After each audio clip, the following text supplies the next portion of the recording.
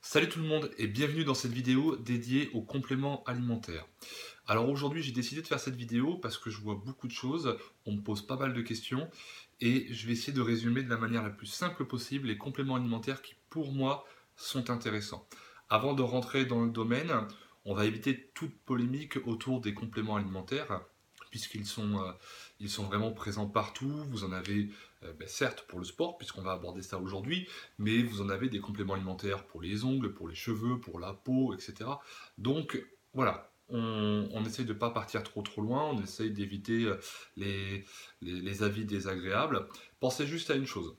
Si aujourd'hui on devait comparer une personne lambda, c'est-à-dire, voilà, on met ça entre guillemets, une deux chevaux et un sportif entre guillemets de haut niveau ou très intensif, donc une Formule 1, il est évident que ce que vous allez mettre dans cette voiture n'est absolument pas la même chose. Pourquoi? Parce que le rendement demandé n'est pas le même.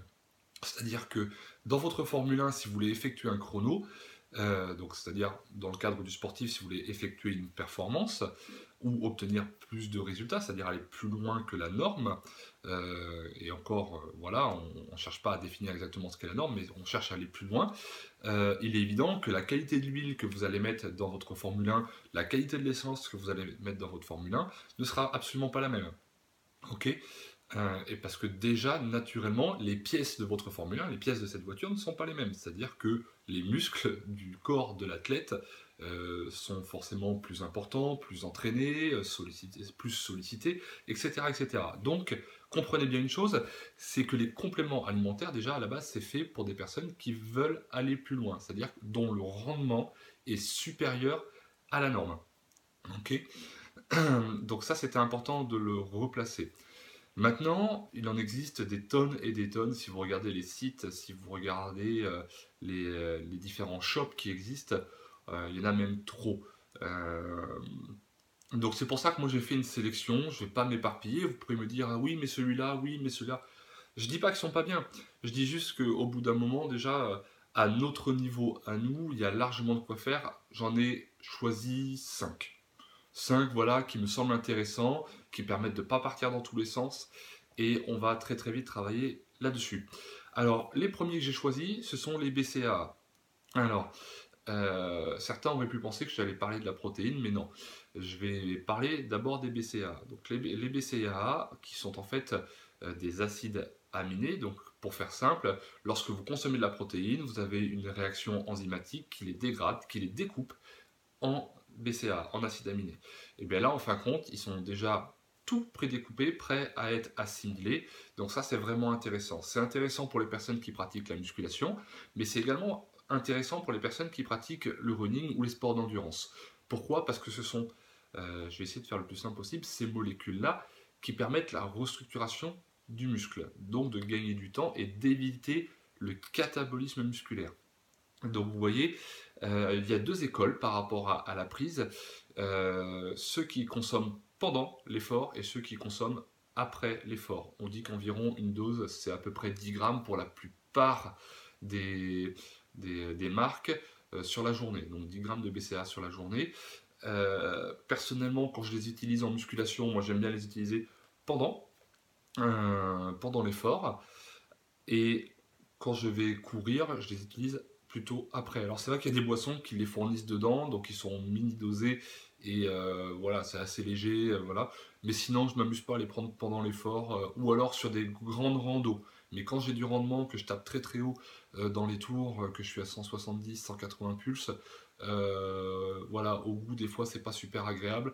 Ça me brasse un petit peu quand il y a un peu d'acide lactique et autres. Donc voilà, je fais ça. Moi, durant la muscu, ça me gêne absolument pas. Et après le running, ça me gêne absolument pas. Ok. Donc ça peut être super intéressant. Deuxième chose que j'ai choisi en termes de compléments alimentaires, ce sont les vitamines et minéraux. Un sportif en consomme plus que la norme. C'est-à-dire que si monsieur et madame tout le monde peuvent l'avoir dans le cadre de l'alimentation, euh, excusez-moi, là, plus on est sportif, plus on en consomme. Ça, c'est sûr, ça a été prouvé, il y a des études là-dessus. Plus vous transpirez, plus vous allez évacuer et plus vous allez les consommer. Donc, c'est important de faire un recadrage par moment. Il y en a qui les font à l'année. Moi, je l'ai fait par cure, et si je mets bien un autre complément en parallèle de celui-là, c'est éventuellement la spiruline, et je peux alterner. Par exemple, je fais 2 mois de vitamines minéraux, 1 mois de spiruline, etc., etc. La spiruline peut être très très intéressante, même si les doses sont assez faibles, hein, parce que d'après les études, ce que j'avais lu, il faudrait quasiment 50 grammes par jour pour que ça soit vraiment vraiment efficace. Et on préconise des doses de 3 grammes. Par contre, ce qui est sûr, c'est que moi, ce que j'aime bien, c'est l'apport en fer. Et il y en a qui ont plus de facilité à passer sur quelque chose qui a tendance à être, entre guillemets, naturel, comme on le dit aujourd'hui, que sur les vitamines et minéraux qu'ils peuvent trouver plus synthétiques, ou qui disent ouais, moi je peux les trouver dans les fruits, dans les légumes. Dans ces doses-là, non, aujourd'hui c'est plus possible. Mais bon, voilà, si vous préférez passer sur la spiruline, c'est toujours intéressant d'avoir ce complément-là, surtout chez les femmes, par rapport à l'apport de fer. N'oubliez pas, mesdames, que ben forcément, par le biais de vos règles, vous perdez du sang, donc vous avez une perte de fer. Et le fer également vis-à-vis des sportifs, parce qu'on en consomme énormément, et que je vous rappelle que le fer, c'est ce qui permet de fixer l'oxygène sur les globules rouges, et donc d'augmenter en partie la productivité. Mais rappelez-vous, je vous le redis, que des fois c'est un produit qui coûte cher, la spiruline, ça ne fait pas de mal de se complémenter avec ce type de produit, mais il faudrait des dosages énormes pour avoir un rendement optimal. Ensuite, la whey. Donc la whey protéine, ça c'est un grand débat, on aime ou on n'aime pas. Pourquoi est-ce que je l'ai choisi? Tout simplement parce qu'aujourd'hui j'ai quand même beaucoup de clients sur un général qui sont en carence de protéines. Je vous rappelle que la protéine, c'est ce qui sert à construire le muscle. Donc si vous faites énormément de sport et que vous n'apportez pas suffisamment de protéines, à un moment vous aurez un catabolisme musculaire, c'est quasiment inévitable, et du coup vous allez détruire du muscle. Autant au début vous allez pouvoir détruire de la graisse, et progressivement le muscle va se consommer, et le rapport entre guillemets densité musculaire masse grasse va s'atténuer. Donc ce qu'on veut surtout pas, nous, dans le cadre du sport, c'est s'investir énormément dans l'activité physique et avoir un corps flasque. Ça n'a aucun intérêt, vous serez d'accord avec moi. Je pense que tout le monde est d'accord, peu importe vos origines et votre ligne d'horizon, on ne fait pas du sport pour être flasque. Donc souvent ce qui manque, c'est l'apport protéiné. Vous en avez de différentes sources, que ce soit végétales ou animales, ça c'est vous qui voyez. Elles sont toutes de plus ou moins bonne qualité. Mettez-y le prix. Ça ne veut pas dire que vous allez surcharger en protéines, vous n'allez pas consommer 80-100 euros de protéines par mois. Mais si vous avez une alimentation très correcte et que vous cherchez juste à supplémenter un petit peu, ça peut être super intéressant d'utiliser la protéine sans surdoser. Ensuite, donc maintenant, 2 produits plutôt tournés autour de la minceur. Le premier, c'est la L-carnitine. Donc la L-carnitine, on va faire très très simple là aussi. C'est une molécule qui permet de véhiculer plus simplement les graisses et de les utiliser en énergie.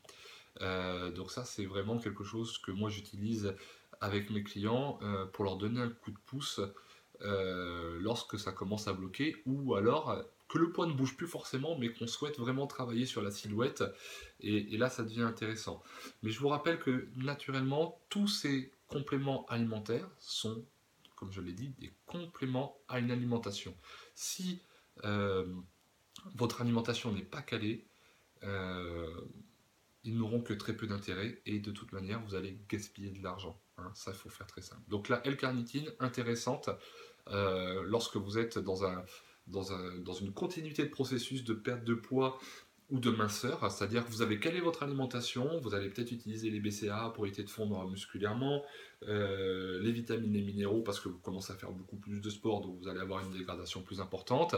Rendu au bout de, je vais dire, 8 semaines, donc 2 mois, la L-carnitine qui peut arriver en cure parce que du coup vous souhaitez mincir un petit peu, utiliser les graisses de réserve, voilà, votre diète est bien calée, on a commencé à serrer au niveau des calories, là vous investissez un peu plus au niveau du sport, voilà, là ça va commencer à devenir intéressant. Et le dernier complément que j'utilise très très peu, mais que je préconise par moment, c'est le brûleur de graisse. Le brûleur de graisse, donc vous avez le produit en lui-même, vous pouvez utiliser des produits entre guillemets un peu plus naturels comme le café, le thé, qui vont booster votre métabolisme. Et donc on est bien d'accord que le brûleur de graisse est là pour booster le métabolisme. Donc il va faire monter la température de votre corps pour consommer un peu plus d'énergie. Ça, c'est quelque chose à utiliser à partir du moment où votre métabolisme ralentit. C'est-à-dire que lorsque vous êtes sur des phases de diète plus poussées, et bien au bout d'un moment, il va y avoir de moins en moins à donner. Vous allez manger moins, et donc, votre corps va commencer à ralentir. Vous allez voir que les battements cardiaques vont descendre. Lors de l'effort, vous allez moins envoyer, vous allez avoir moins d'énergie, mais votre cœur va également monter moins haut. Et au final, eh ben, ça devient de plus en plus dur à perdre, surtout si vous voulez vous donner. Donc là, le brûleur de graisse peut être le coup de pouce intéressant pour aider le corps à fournir toujours un petit peu plus. Mais avant d'en arriver là, il y a de nombreuses étapes et ça peut arriver peut-être qu'au bout du quatrième, cinquième ou sixième mois. Ne cherchez pas à mettre tous les produits d'un seul coup parce que vous n'allez pas savoir ce qui fonctionne. Ce qui est vrai chez l'un n'est pas forcément vrai chez l'autre. Euh, et peut-être que comme moi je sais que le brûleur de graisse m'apporte très très peu. Si je monte mes doses de L-carnitine, ouais, je vais avoir de super bons résultats. Par contre, le brûleur de graisse, moi, ça me fait monter mon métabolisme, c'est vrai, parce que je ne consomme absolument pas de caféine à la journée, je n'aime pas le café, je bois très très peu de thé, etc. Et en fin de compte, ben, le fait de remonter ce métabolisme, moi, ça m'ouvre l'appétit. Et c'est vraiment un piège. Alors que quand je le contrôle avec la L-carnitine et que je réduis mes calories au fur et à mesure, c'est un petit peu plus long, mais par contre, j'ai beaucoup moins de fringales. Et surtout, quand je stoppe ma diète, j'ai pas une ouverture d'appétit qui est énorme et je repars pas à l'inverse direct, quoi. Voilà. Donc, je vous rappelle, ce qui est vraiment, vraiment important, c'est la supplémentation. Oui, c'est un atout dans votre entraînement, qu'elle soit sur la musculation, sur le running ou d'autres activités. Cependant, pensez bien à une chose, c'est que si vous souhaitez l'incorporer, il faut que la base soit là. Votre régularité à l'entraînement et votre régularité dans l'assiette. Si ça, c'est pas mis en place, si vous n'avez pas une stratégie autour de ça, c'est de l'argent jeté par les fenêtres. Je vous souhaite une excellente fin de journée et on se revoit bientôt sur une nouvelle vidéo. A plus tard.